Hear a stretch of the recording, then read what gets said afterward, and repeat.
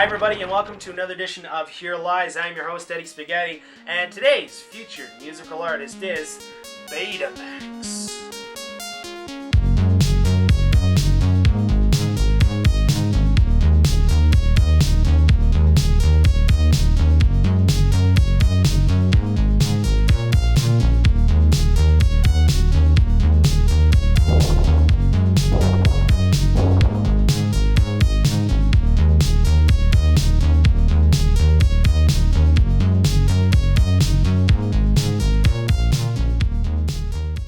Batman's battle against crime never ends. And now you can bring the action home. Batman, ha-ha, you missed. Yeah, but I only missed once. You can't. 1989, one of the highest grossing years in cinematic history, and the very same year that planet Earth fell victim to Batmania. Batman movies, Batman shirts, Batman shorts, Batman toys. Wham, bam, zowie, right in the wallet. As the story goes, Warner Brothers went nuts on promotion, and Batman merch was like the plague. It was pretty darn hard to avoid. With the official action figure line, only 3 figures were produced: Batman, the Joker, and Bob the Goon. However, both Batman and the Joker had variants produced in the form of alternate head molds. For the Cape Crusader, you could either get Big Lips Batman, Keaton Batman, and Square Jaw Batman.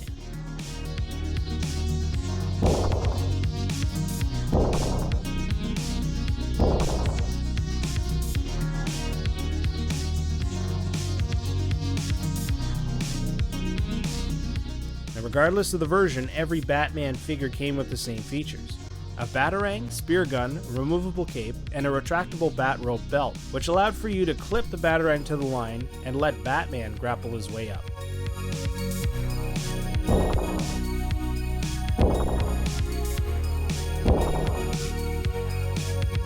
The Joker only saw one alternate version released with a slight hair curl added. His features include a cane, fedora, and an attachable water pack that allowed for you to simulate the Joker's acid squirting flower action.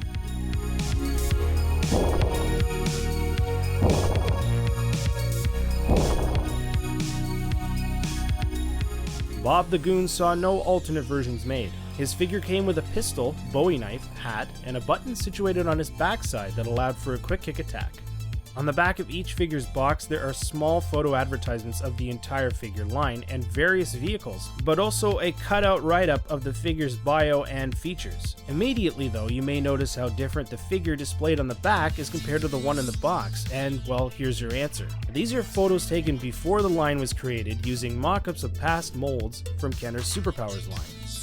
Now, it's not 100% sure if they were prototypes at the time, but it's odd that they are displayed on the vastly different final product. It's taking something that's proven, it's been successful, adding new features to it and updating it, and having Batman of the 90s.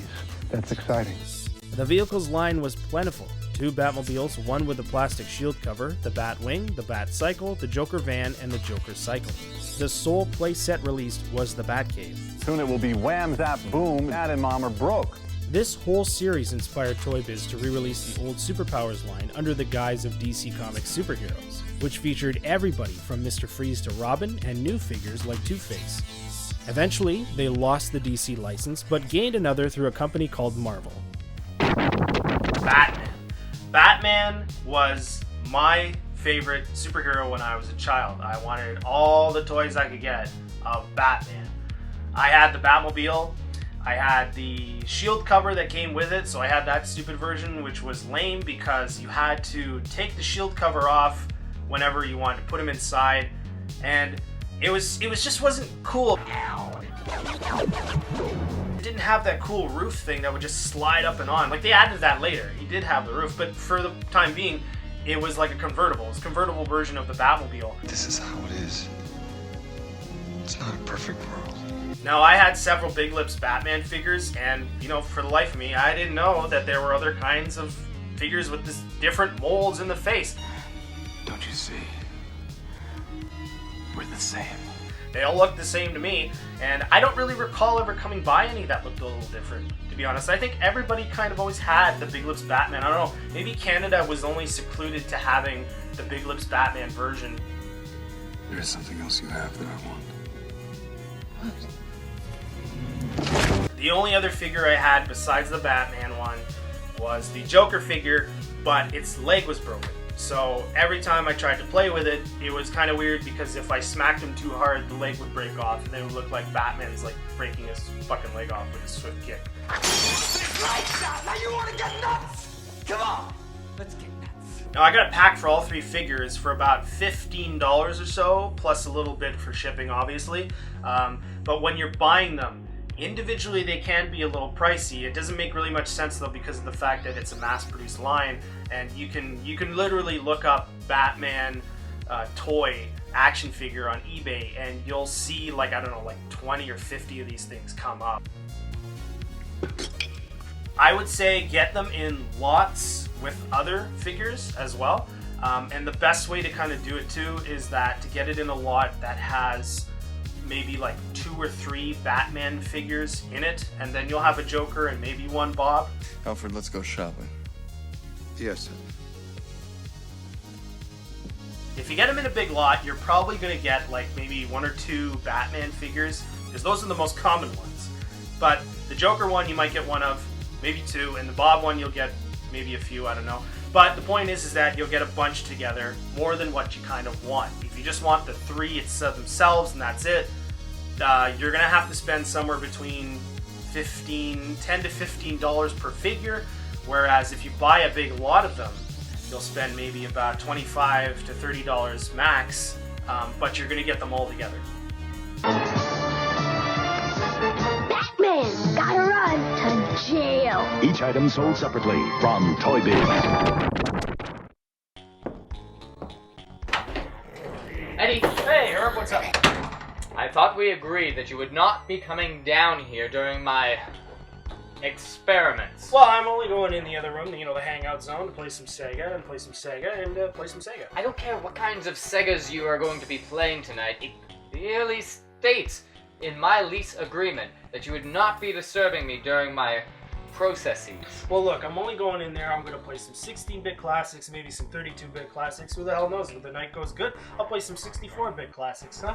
I don't care how many bits you'll be having around your hangout zone in there. I do not need to be disturbed with your Sega bleeps and bloops all night. Well, then, why don't you put on a fucking record or something like that? You got the White Album.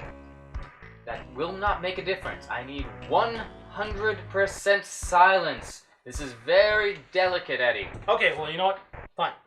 I'll put on a pair of headphones, okay? And then you won't be able to hear a thing. Deal?